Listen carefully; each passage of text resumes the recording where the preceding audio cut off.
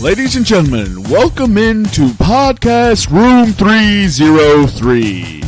Introducing one co-host with more nuggets than Chick-fil-A, Nick Morahan. Executive producer until we find someone better, Eric Washington. Nobody really knows what he does around here, Nevada Putnam. And now, the single greatest thing to happen to hosting in history, Jermaine Antonio Colon Mendez. On with the show. Ladies and gentlemen, welcome into Podcast Room 303, episode 336. I'm your host, Jermaine Colon Mendez. This is my executive producers, the Nutty Putty and the EP. On today's episode, we'll get into Week 10 review and Week 11 preview. That's right. It's already Week 11, and I'm fucking so ready to be over with football. So, without further ado, your boy Skinny P is back. How you doing this evening, Nevada? Good. All is fine in Coors Fieldland. We have our head of baseball ops. The Rockies are winning the World Series next year. Put your bets in now while the odds are still good, but we're going to the moon. Maybe. The odds will be good in March. Don't worry, people. They'll probably be good the entire year, honestly. You can jump on that bandwagon whenever you want. Post All-Star break, post trade deadline. Shit, September 1st, they'll be fine. Yep. How you doing this evening, Eric? Good, man. I wish I was in a different industry, but other than that, good. Fucking nurses striking, not taking care of people. I'm already bald, man. I don't know where else I can go with this stress. All right. Well, hopefully the pubes fall out, then you ain't got to shave down there, dude. Yeah. You know what I mean? Like, that's one thing I always thought about. It's like, if we're gonna lose hair anywhere, like, why is it the dome?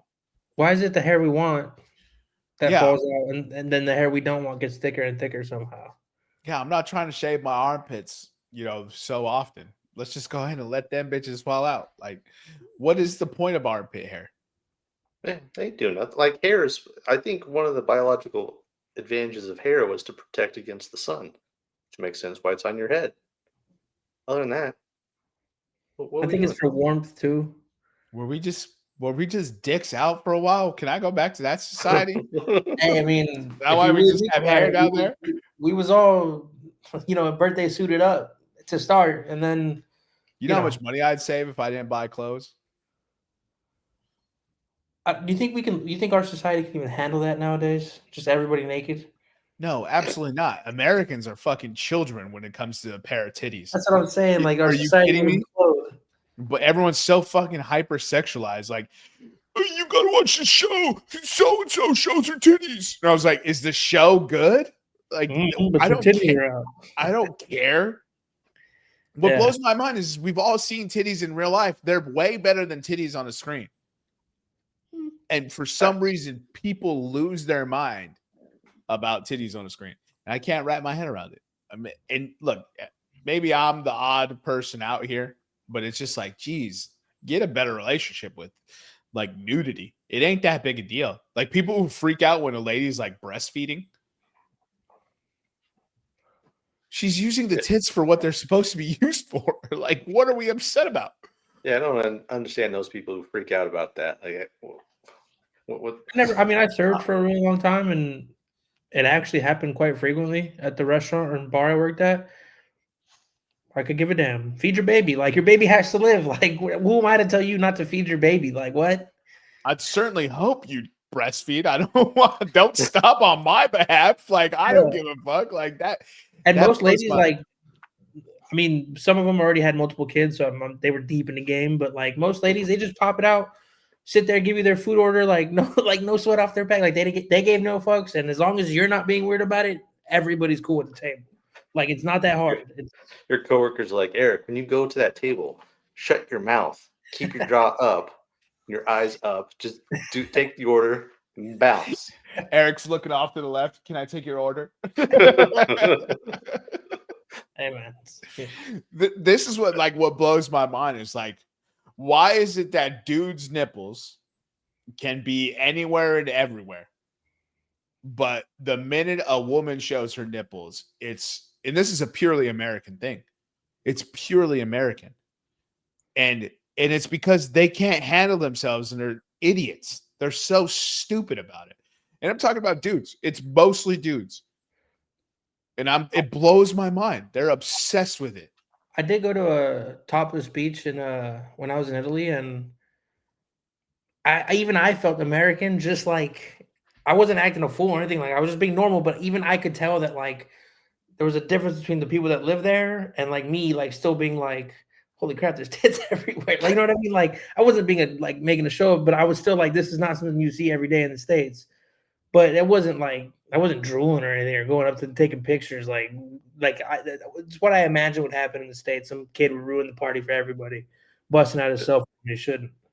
That's why you got some cheap sunglasses and a phone that has a telescopic zoom on it, right, Eric?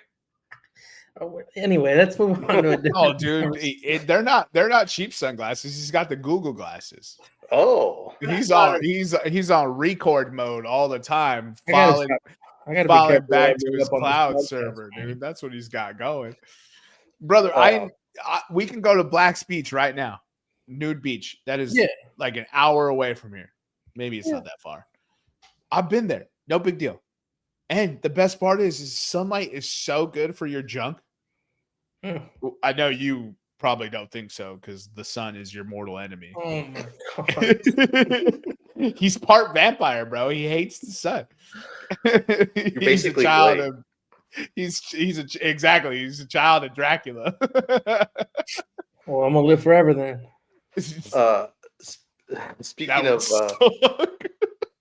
Speaking of monsters and feeding your children with tits and whatnot, have you guys seen the new Frankenstein on Netflix?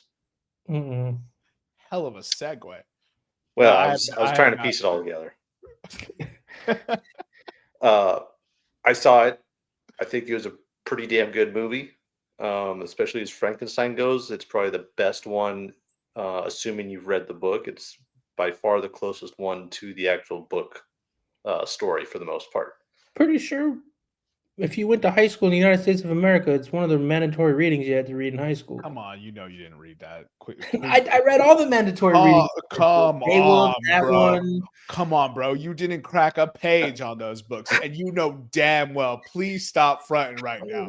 Why do you paint it out like I was such a bad student? Because you know you didn't read these books. That's all I'm saying. I read them. Whose Cliff Notes did you read and whose paper did you copy off? Because you know damn well you ain't read these books. Spark Notes was auto-filling in your search bar at home. I know. Listen, the school gave me a piece of paper that said I did what I had to do to finish being there. So. Thank you. But you just went out here saying like every American student has read these books. You know damn well 60% of them. I would wager it's probably higher than that. Did not read. But you remember the mandatory reading list we had to get done before we graduated, right? I'm pretty sure Frankenstein was on there. Yes, Frankenstein. You named a couple. Yeah. You named a couple. You know which ones you didn't read. Gatsby, Beowulf. I go sit here and listen. 4 was on there. Animal Farm was on there. How to Kill a Mockingbird, A Tale of Two Cities. I didn't read To Kill a Mockingbird because we had an option of either that one or it was some other book, kind of similar idea, but totally one I had never heard of. And I was like, I'm not going to be like everybody else. I'm going to read this other book. It was like me and 3 other people out of the entire class. So we had our own little study group. We're like, I don't know what the fuck they're talking about. We are so lost. Because none of y'all read it. Y'all should have picked the book everyone else read. Yeah, exactly. That's what cracked me up, dude. I love it. Everyone's just like, yeah, I read those. I was like, bitch, I know damn well you ain't read that book. I know for a fact you ain't read it. I read them. His eyes are closed. Long story short, if you read the Frankenstein book, this Frankenstein movie is actually pretty good. I think even if you didn't read it, it's still a damn good story. Who wrote the book, Eric? Quick, without Googling. Something Miller, I don't know. No, Mary Shelley. Mary Shelley? Mm-hmm. Mm-hmm. Huh. That's one thing I wish I knew more of is like authors, because I know I read a bunch of books, I just don't remember any of the authors. You're gonna keep going with you read these? I'm gonna keep going because I did read them. I have my picture from Pizza Hut from reading all those damn books, dude. Yeah, that's a filled-in chart. That's a filled-in bucket list, dog. Don't even miss me with that. Dad's like, you read 200 books in a day? I don't know what to tell you. Hey, that's what Pizza Hut said I did. So you know what? There's a lot of time in a day, Pops. Like your PlayStation's all warm, but your books are unopened, but somehow you read 200 of them. Oh, dude, that's so great. You're gonna double down. Yeah, I read them. I was like, motherfucker, you know you damn well did it, dude. Oh man. Yeah, what's the name of what's the main character? How do I say this? What's the creation of the main character's name? The creation? Yes. Beats me, dude.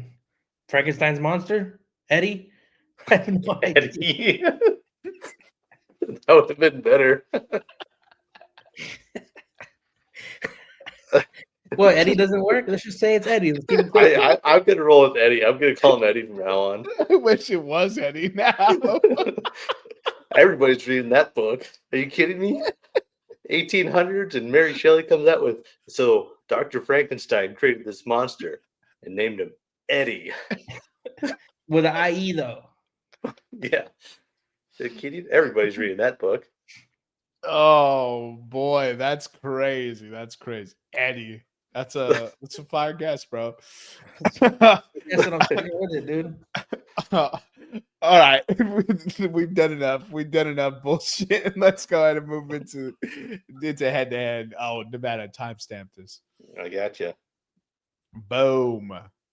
This is the head to head for the week. Eric, you want to read it? Yeah, I can't read it from there, so I'll read it from my page. All right. So last week was week 44. Terrible week for the podcast. Jermaine went 0-3, Nick went 0-3, and then myself and Nevada both went 1-2. Jermaine's at 39.93 on the season, up 19.77 units. Nick positive? Yeah, I mean, well, because you get your bet back, so.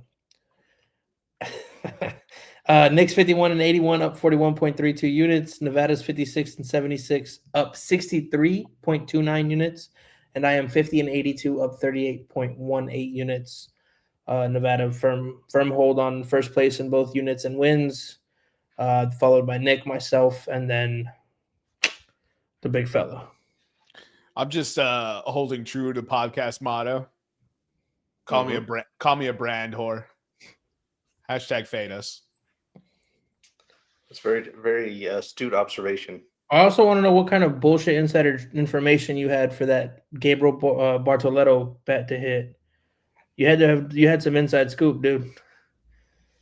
Yeah, he's a young driver on a difficult course. That was my inside. Yeah. Fucking lies. Look at him smiling. Who's your handicapper? Lies, dude.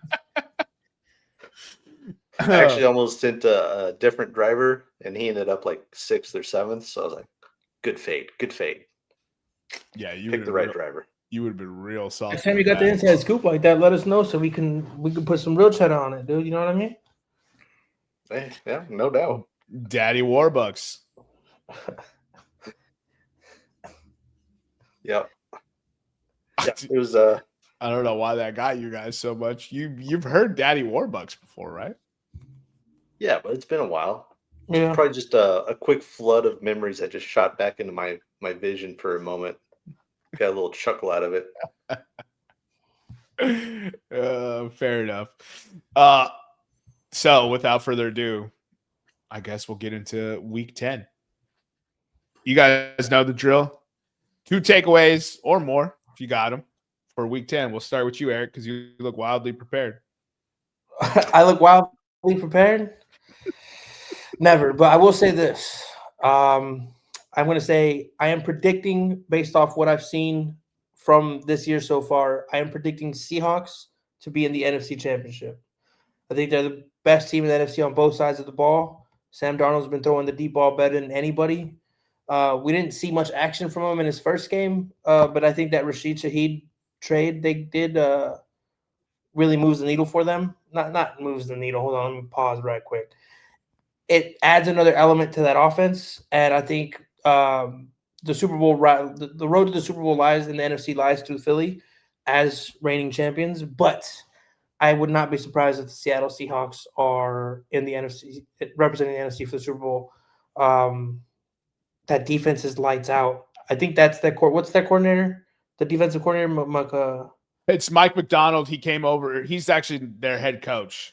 He came over from the Baltimore Ravens. You may have heard of them for being good at defense. Are they really? Because they've been terrible this year. Oh, it's because their defensive coordinator left, went somewhere else. Actually, the last 4 or 5 weeks, the Baltimore Ravens have been one of the best defenses in football. Right. So the problem with defensive statistics is just like, remember when the Broncos gave up 70 points? Yeah. Sorry, Nevada. didn't mean to bring up such a sore subject. It's fair. So the Denver Broncos gave up 70 points and looked like they couldn't stop a nosebleed. At the end of the season, they were one of the best defenses in football. And no one talks about it because they all remember the 70-point game, because obviously 70 doesn't get dropped in the National Football League very often. Like twice, but they cut a couple players and they traded a couple players and basically cleared out all the dudes who weren't buying in. And then that defense locked in and was one of the better ones in football. The Baltimore Ravens were very hurt for most of this beginning of the season. They have recently gotten healthy and now have a very good defense for all things considered. And they're only one game out of the division lead in their division. Nice. So, well, I mean, that division's up for grabs because nobody can stay healthy, and they all seem to be sucking it up together. Yeah, Pittsburgh's problem is they have one pass catcher who is not a route technician, and if you're going to pay a guy that kind of money, he needs to be able to get open from another way besides just being big and strong. And unfortunately, that dude isn't that guy. And they traded George Pickens, and they don't have anyone else in the number 2 slot. Roman Wilson, dude. I think the world of Roman Wilson, but it seems like they want to use him sometimes and then they don't want to use him. So I really can't wrap my head around it. But no, the Seattle Seahawks take is phenomenal. I remember when I was talking with you, I think maybe on the podcast, but when Seattle played Houston, and I was talking about how fast both of these two defenses were, just elite fucking speed all over the field. All right, closing speed. Oh, you beat me. It doesn't matter. I'm going to catch up, swat the ball away. Oh, you think that zone's open? Nope. Linebackers there all of a sudden. Those defenses are unbelievably fast. And if you put them on turf, they're even faster.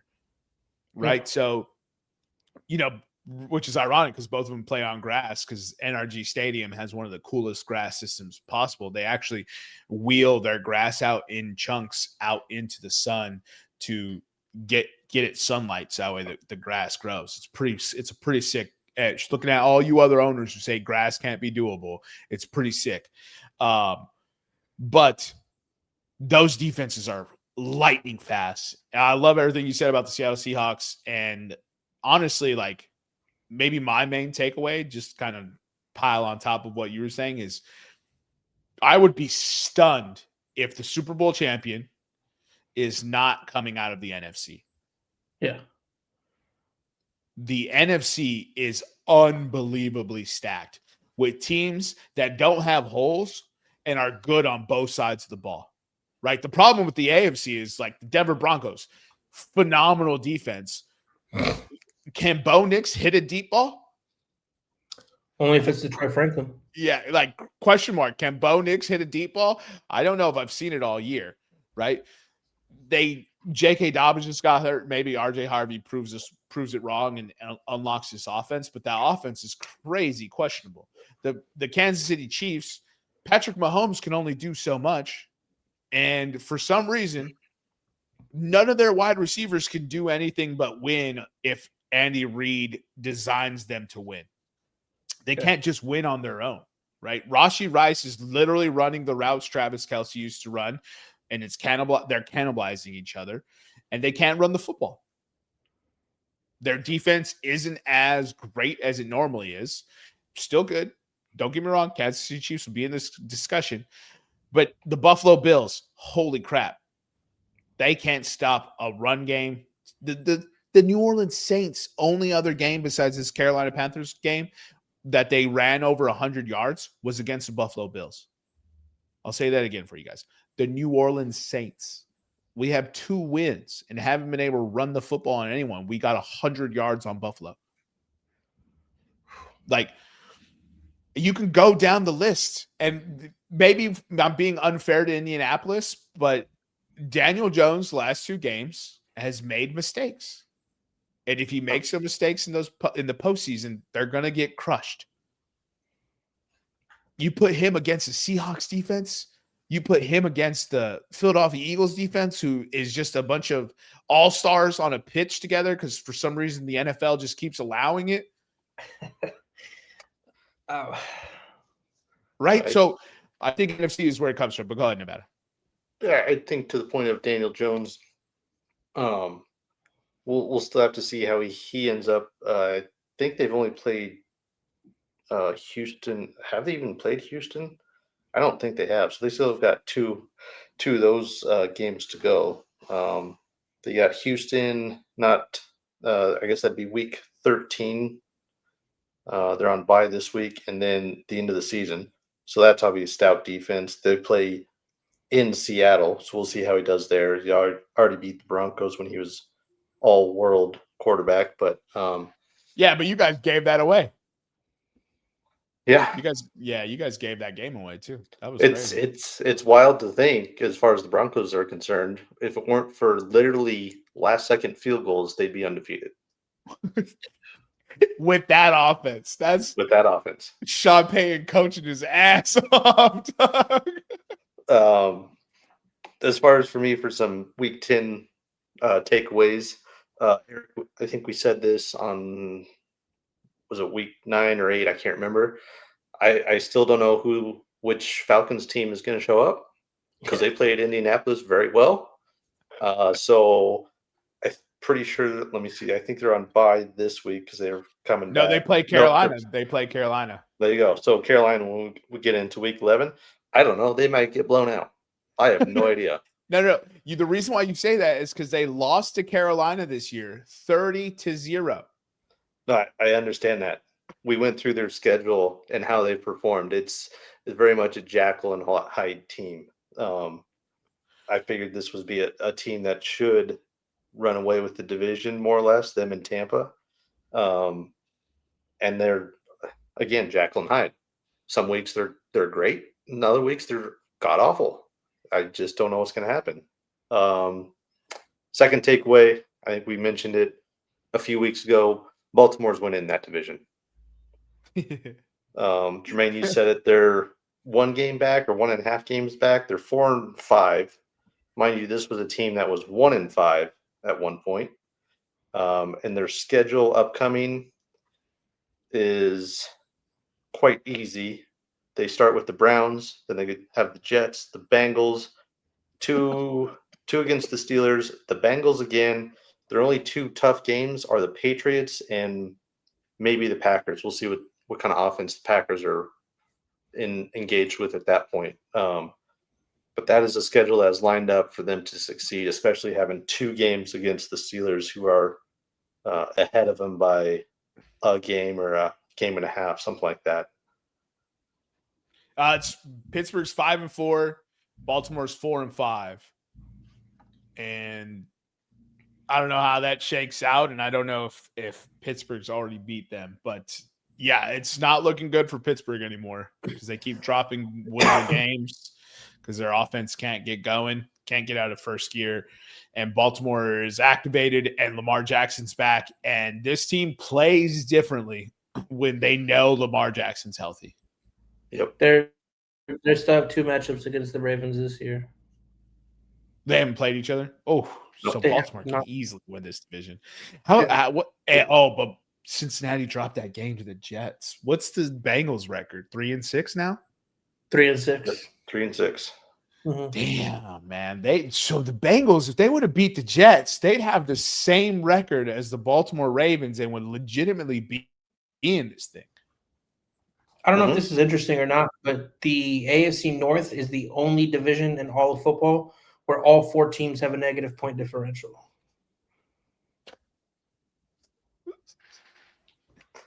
The number of points Cincinnati has scored to have a negative point differential. They've scored 216. They've given up 300. They have the highest negative point differential in the second highest because the Saints have minus 95. Hey, I'm just reading stats, brother. I'm just reading stats. No. You could have just said second highest. You didn't have to say anything about who was first. I think Eric, you're missing one team, and that's the Titans. They're at a minus 127. Yeah, you bitch. They have scored a whopping 130 points this year. See, you did that on purpose. Oh, right there. I see it now. Minus 127. Got you. You did that on purpose. Fine. Third. They're third. They are the worst team in the NFC point differential wise. Yeah. All right. Don't need to pile on, Nevada. Whoa. Did you not see Tyler Shuck's performance? Nobody did. Yeah, I was gonna say. In fact, I did not. I'm telling you, I am biased and maybe overreacting, but holy shit, he hit a lot of awesome throws that gives me confidence that the Saints can draft Arvell Reese and still have a quarterback next year. Because all you can ask for. Because Arvell Reese is the best player in this draft. Oh, Dad, did you guys see that update? No. Titans Algerius Sneed caught on camera shooting at 2 people from his Lamborghini last year in Dallas. That's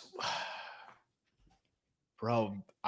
What could those people have possibly done to get? He was at a Dallas Lamborghini dealership, and a gas station camera near 2 shots fired from the vehicle. And it's him. Video shows Titans Algerius Sneed.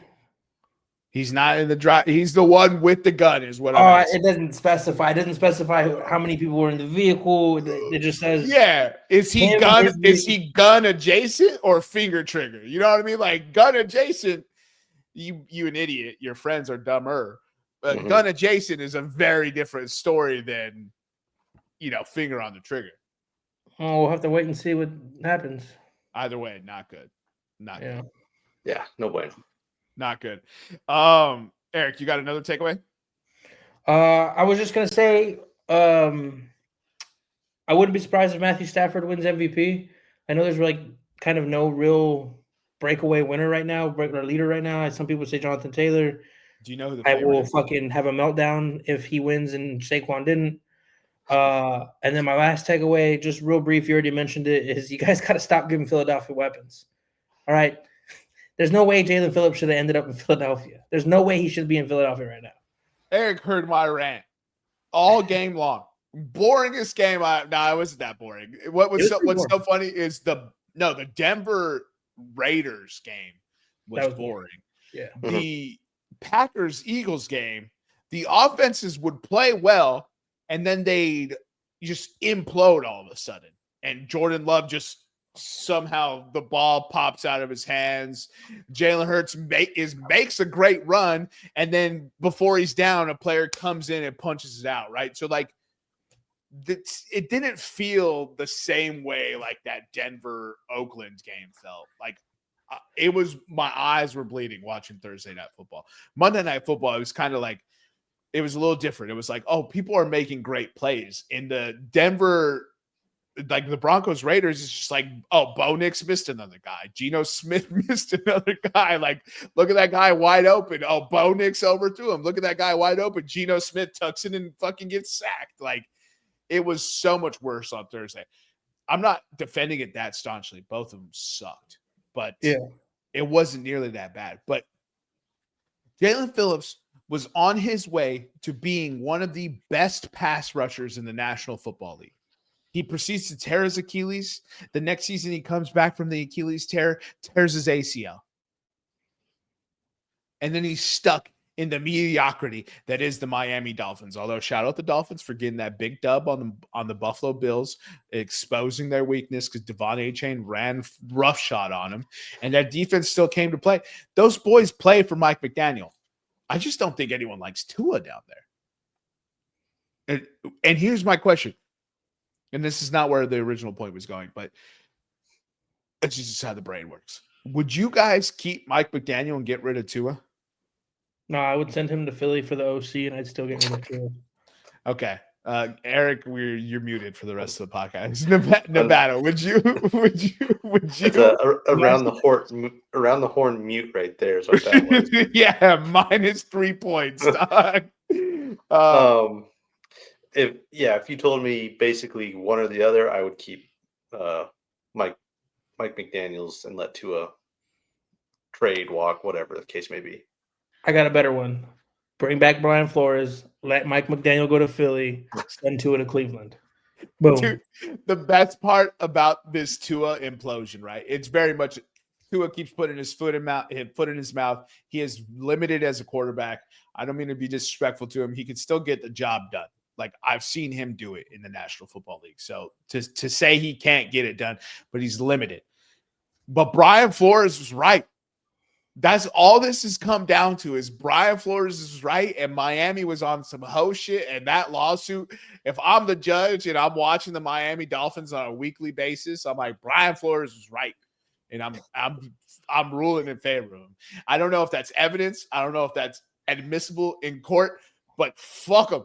Because Tua, you a bitch, bro. Like, it is. It's so bad I lost the train of thought on my previous point. Like, that's how mad I was with Tua, dude. Because we were talking about Jalen Phillips, and I had to stop to discuss the Mike McDaniel Tua saga. Yeah, good, strong, plain effort in the Philly Green Bay game. Just more or less all around trash in the Broncos Raider game. 100%. It was like, it was more like. And don't get me wrong, the Broncos have a phenomenal defense, so I don't want this to come out wrong. But it was like two defenses, Philadelphia and Green Bay, these juggernauts showed up. And the offenses were like, okay, this is going to be one of those games where I have to be perfect just to score 3 points. And I have to be greater than perfect to get a touchdown. And one team is used to performing in those kind of games, and one team is not. At one point in time, you saw Matt LaFleur slamming his notebook because they missed, like, Dontavian Wicks has frying pans for hands.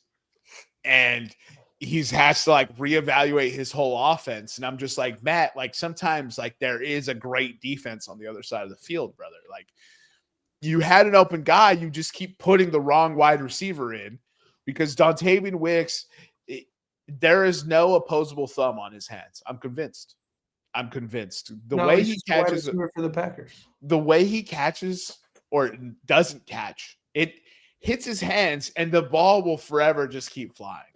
I'm shocked it doesn't end up in more interceptions.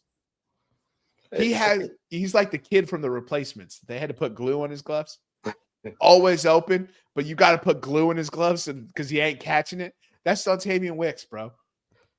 I think the issue that it gets compounded for LaFleur is the offense has disappeared in these last 2 weeks. In 2 weeks, the last 2 weeks, they have scored a combined 20 points. The week before that, they scored 35, 27, 27. A 40-40 tie. Like, their offense is just stopped. And having those frying pan mitts, it just compounds the issue when you're trying to get the offense back to where it was. And you're like, you got to be kidding me. Catch that ball. We need some offense here. Is it cut? Oh, sorry, go ahead, Eric. I think the Packers have one very serious problem they need to address. And if they address it, they'll be a great team.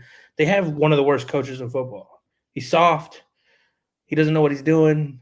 Like, they need to move on from LaFleur, and I guarantee you, bring in Brian Flores, they'll play up to their level.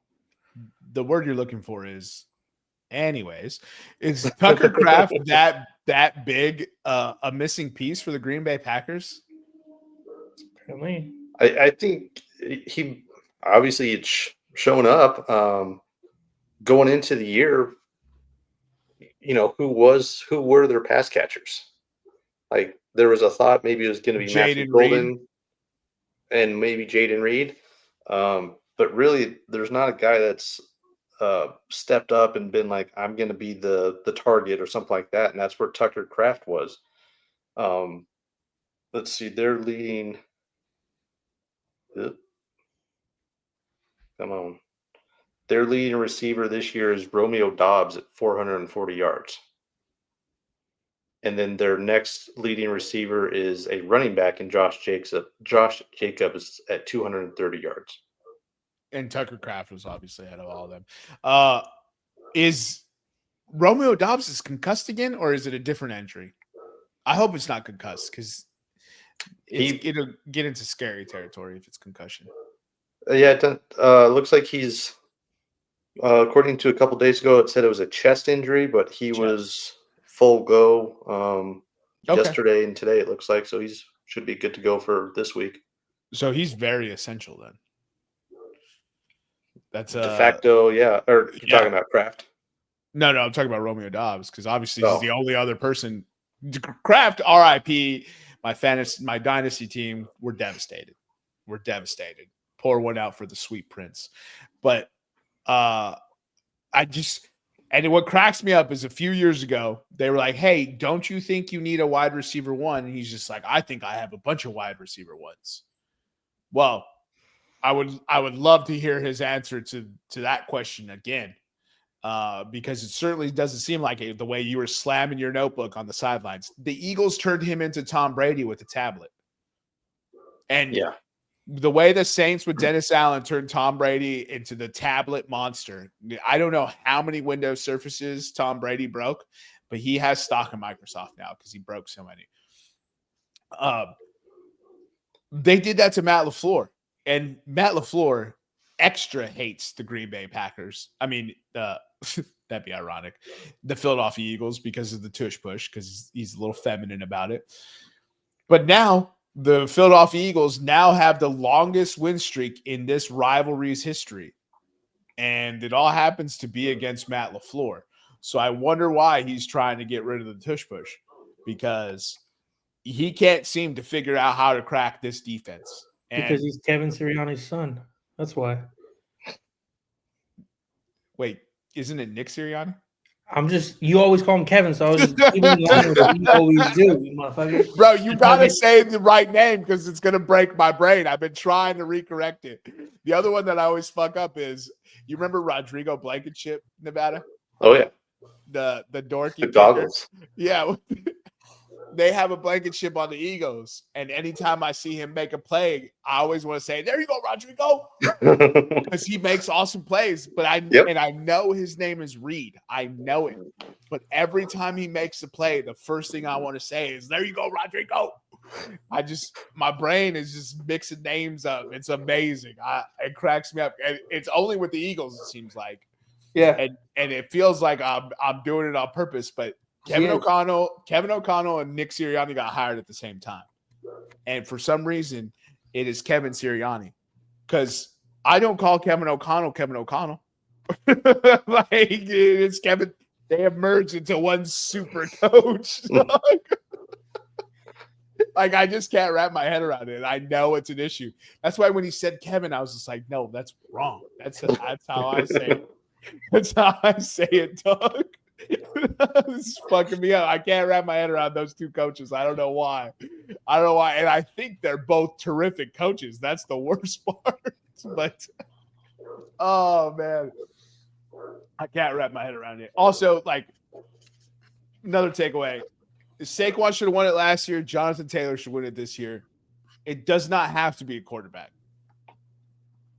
Like, I don't know when that notion happened. It's very much media driven. They have forced that teams can only win with a good quarterback, and that's incorrect. We see tons of teams winning with mediocre quarterback play. See the Denver Broncos, right?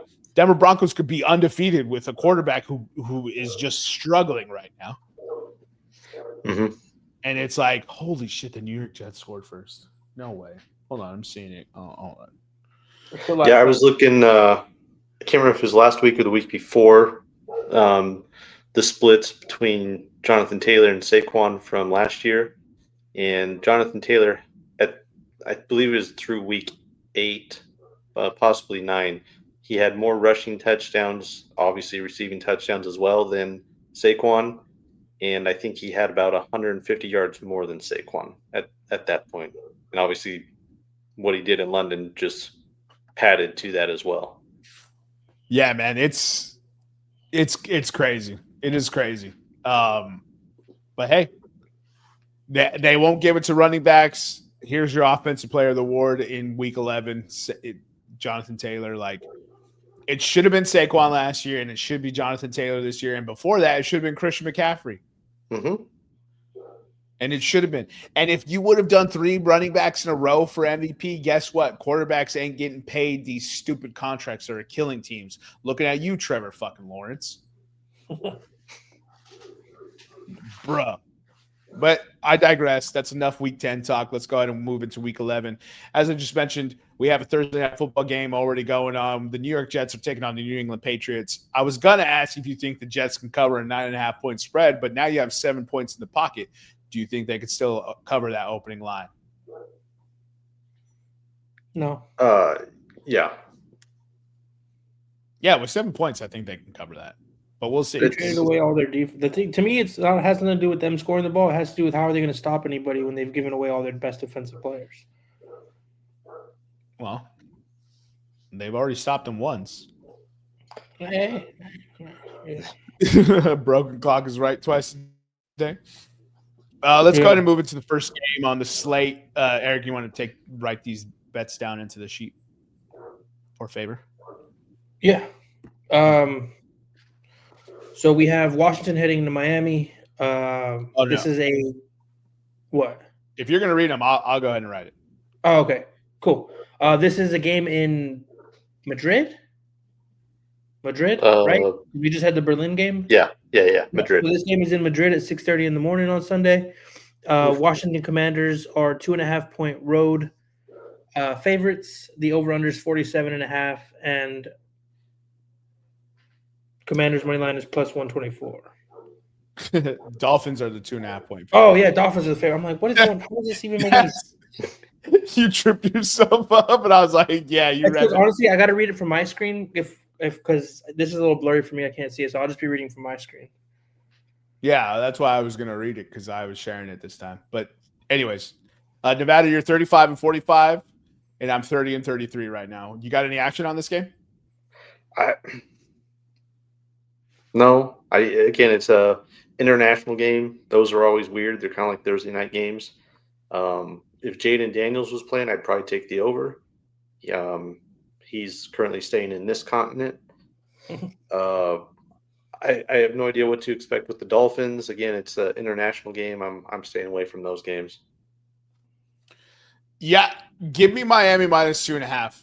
I just don't see anything from Washington that gives me any confidence they can get this win, which should tell everyone at home listening that take Washington money line at plus 124. Yeah, Miami is the more healthy team. The defense is still playing well despite trading away Jalen Phillips because they still have Matthew Judon and Bradley Chubb. Awesome and capable pass rushers. Nevada's familiar with one of them. Terry McLaurin's out. They can't run the football. Marcus Mariota is the quarterback. There's a lot of red flags with this Washington team. And as Eric likes to say all offseason, they're the oldest team in football, and it's certainly showing right now. So I'll take Miami minus 2.5. If I can get a field goal win, I'll go ahead and ride Miami from that perspective. All right. So the next game, the Green Bay Packers are heading to New York to play the Giants. The Packers are 7-point road favorites. The over-under is 42.5, and Giants money line is plus 320. Nevada? This is the game we've been waiting for. It's the podcast's favorite quarterback. It's Jameis Winston time. Fire him up, dog. He's about to Yep. eat that dub. I'm taking the Giants. Screw it. Let's get weird. I'm going to take them on the money line. And I'm going to take Jameis 2+ touchdown passes at plus 182. Wow. Jay Win. I didn't even was like, I have to write that down, dude. 2+ touchdowns. I feel like this more so than last year with the Browns. He knows his times as the quarterback for the Giants are numbered because presumably once Jackson Dart gets out of Tua protocol, he's going to be put right back into the lineup. So I think Jameis is going to take every advantage he can to just run wild with this team. All right, so just to double check, New York Giants money line obviously plus 320, and then Winston 2+ touchdowns plus 182. Correct. Okay, yeah, I'm staying away from this because this feels like I mean, the Packers dropped to the Carolina Panthers, who just lost to New Orleans Saints, and then they dropped to the Philadelphia Eagles. Both those games were in Lambeau, which is just the bad look to drop back-to-back in Lambeau. So I think we're going to get a pissed-off Green Bay Packers team. And just based on how they sounded, Jordan Love and Josh Jacobs sounded coming out of the loss to Philadelphia, I think they're going to go bang some skulls. And also, it's just like Jameis Winston's good for a pick six. Mm-hmm. You know what I mean? And like a defensive score, it just changes the math. Yeah, I just can't ride anything, so I'm staying away from this game altogether. But hey, I love the friskiness. I love the 2+ touchdowns because old boy's gonna sling it. He's got LASIK now. He's like Darius Slayton's not open. Here it comes, big fella. Yep. So actually, let me team. Okay, how about this? I'm gonna switch up. I'm going to take a little bit more sane bet. Instead of the money line, I'm going to take Giants team total points over. Let's move this up a little bit. That doesn't do anything. Over 17.5 at even money. Okay. Yeah, I spooked him away, ladies and gentlemen. Hey, that's not a bad bet either. 17.5. They can get to 18 with Jameis Winston. He's good for it. And the other thing is, based on how Jordan Love's playing, based on how that line got locked up, and so yeah. Well, let's move into the next game. The next game. Sorry, go ahead. So Tampa Bay is heading into Buffalo. Buffalo are 5.5-point favorites. The over/under is 47.5. Buccaneers money line is plus 200.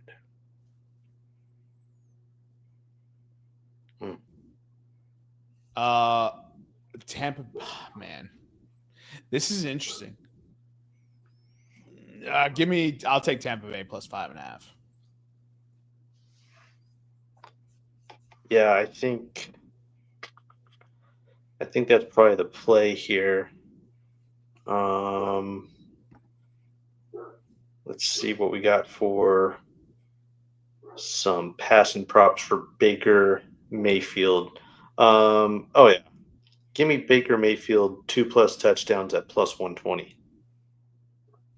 If they're going to stay in this game by any chance, Baker's going to have to sling it around. So you want Mayfield 2+ tutties, passing touchdowns plus 120. Okay. All right, let's move into the next game. So we have a divisional game. Houston's heading into Tennessee. Houston are 6-point road favorites. The over/under is 37.5. Titans money line is plus 225.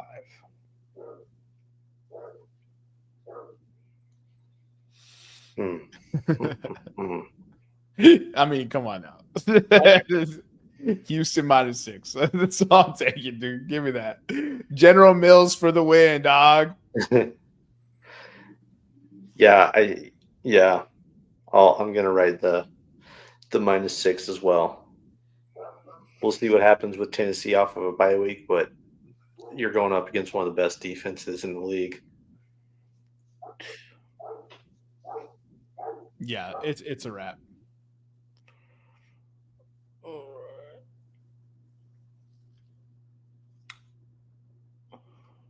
Who had Woody Marks as the best running back in football? Better than Nick Chubb. I did not have that, dude. All right. So our next game, another divisional rival. Cincinnati's heading into Pittsburgh. Pittsburgh are 5.5-point favorites. The over/under is 49.5, and if you want Bengals money line, it's plus 200. Nobody wants Bengals money line, although they did just beat them.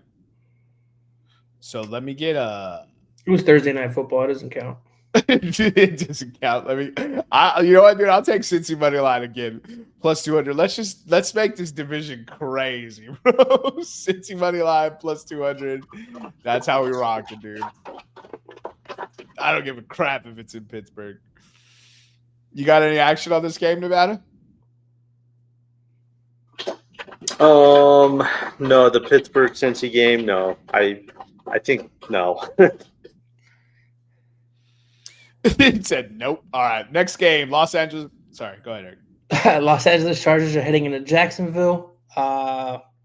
Chargers are 3-point road favorites. The over/under is 43.5, and if you want Jacksonville money line, it's plus 130.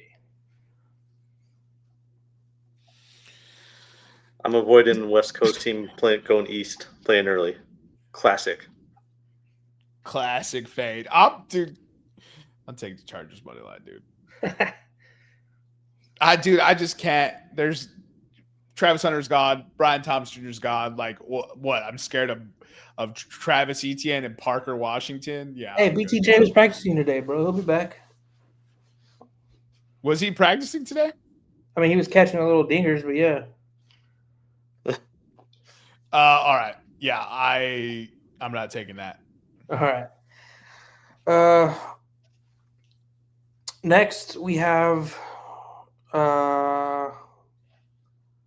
scroll for me. Chicago, another divisional rival. Chicago heading into Minnesota. Minnesota are 3-point favorites. The over/under is 48.5, and if you want Bears money line, it's plus 130.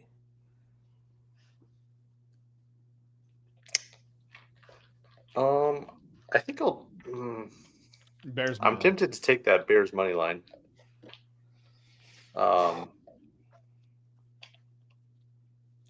That's it for me. Excellent analysis. Yeah, look, the Bears are playing very good football right now. Ben Johnson has this team believing the defense is coming together. He's finally understanding how to use Luther Burden, who's averaging a whopping 2.82 yards per target, which is pretty outstanding, especially for a rookie wide receiver on limited snaps. This offense is starting to click, and you can see Caleb Williams. The game is slowing down a bit, and he's starting to make bigger and better throws. So, honestly, like,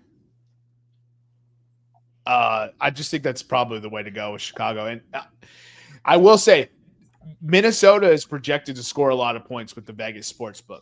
So this isn't a foregone conclusion. That's kind of why it is just a 3-point game on the spread. But I'm going to go ahead and trust Ben Johnson, who's very familiar with playing this Minnesota Vikings defense, and I think that he can scheme it up with the best of them. Shout out Dan Campbell's performance as a play caller this past week. It was pretty impressive. Was whip them boys into shape. Also, he said it wasn't really anything anybody had done. He just wanted to change of pace, from what I read, if I read correctly.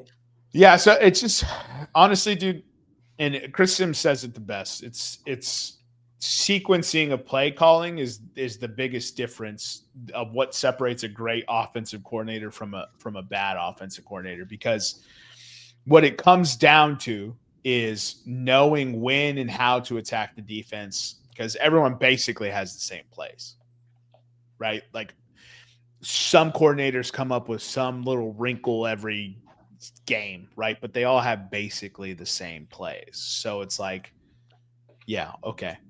I definitely understand it. When he presents it like that, it kind of makes a lot of sense. And it almost makes me chuckle on how, like, we were all down on Detroit in the offseason, like as if Dan Campbell wasn't the guy. You know what I mean? Like, It's almost made me respect Dan Campbell more just from my trepidation with the Detroit Lions in the offseason. They were still a talented football team, but I was just like, well, what are they going to do without Ben Johnson? What are they going to do without Aaron Glenn? Oh, guess what? They're going to do the same thing. They're going to come hit you in the fucking mouth. They're going to play solid tackle football and score a bunch of points and hope that you don't score as many as them. You know what I mean? So I owe Dan Campbell an apology, and it's kind of vaulted him into kind of that upper echelon of coach in the National Football League, right? Like him, Kevin Sirianni, Andy Reid, Mike Tomlin, right? These are all what? McVay. Oh, McVay. Yeah, you got Todd Bowles down in Tampa, who nobody talks about, but always has them boys ready to play football, regardless of who he has to throw passes to. So it is what it is. Eric, can you share the odds? Yeah. Let me just get or do you guys want to just wrap up the week here? Because I got to step out. I don't have too much more for the afternoon slate. I think the only thing I have to say is I think the game of the week's the Seahawks and Rams. I think that's going to be a phenomenal game. I think there's a lot of game of the week candidates, brother. I was like the Sunday night football game. Lions, Eagles, Rams, Seahawks. I think those are the three best ones. And the Chiefs Broncos, I think the Broncos are in big trouble. Relax, dude. Don't be so negative. 18-4 off the bye week. Andy Don't Reid. be so negative. That's you. You cannot say that. You of all people can't say it. You said 18-4 off the bye week. You guys to be better than me. Andy Reid is 18-4 following a bye week. Oh, dude, you guys are barbecue chicken. There you go. That's the betting nugget we need to leave these. Well, you're gentlemen going to be 18-5 now. You got to have confidence, dude. Hey, I'm taking Detroit money line, by the way. Well, you know what? Some people just wake up and piss vinegar all day. So whatever. Yeah, I guess somebody doesn't remember him bodying the Saints for no reason. The 2-8 team had to catch a stray. All I said was we had the worst differential. You ignored the Tennessee fucking football Titans. Yours? Act like you didn't. Act like you didn't just do that intentionally. I misread a statistic. You're out here just putting out hurtful feelings and shit, dude. Bro, Dan Campbell is calling a mean offense, although Vic Fangio calls a phenomenal team. First of all, the chess match is going to be fantastic. I can't wait. This is the first Sunday Night Football I will be actually excited for. So I'm just taking if the Eagles were the dog, I would have picked the Eagles. I just took the team who has plus money. That's the only thing I did. They even give the Eagles the home field 3 points, dude. How disrespectful is that? Please stop acting like I know who's at home and who's away until I look at it right here on the pod. I'm telling you, we're home and they didn't even give us the 3-point home field advantage. That's because you're playing the Detroit Football Lions. Who? The Detroit Football Lions. What have they done? Win football games. That's the whole. That's the whole key to this, dude. Not when it counts. The whole key to this. And this is one of those games that counts. One Super Bowl. Remember when the sky was falling 4 weeks ago, Nevada? I'm young enough to remember that. The Eagles. I can't wait till they trade A.J. Brown. Can't happen this year. They could trade him to the waivers. Whatever, dude. Anyway, go to your Maron. You guys got any final thoughts? I don't. I things are starting to get tight though. These schedules are starting to get a little bit harder to predict. Oh, dude, and we're getting into the division matchups too. Although Philly's got the division locked up, they ain't got to worry about that. The Jaden Daniels injury is bad. Dallas lost to Arizona. Like they have like a 3-game edge in their division, Eric.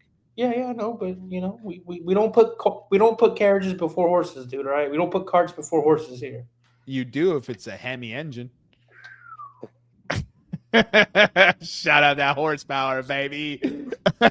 For myself, Jermaine Colon Mendez, for my executive producers, the Nutty Putty and the EP. We'll see you next time when you come on down and step into the room. Oh, don't forget to follow us.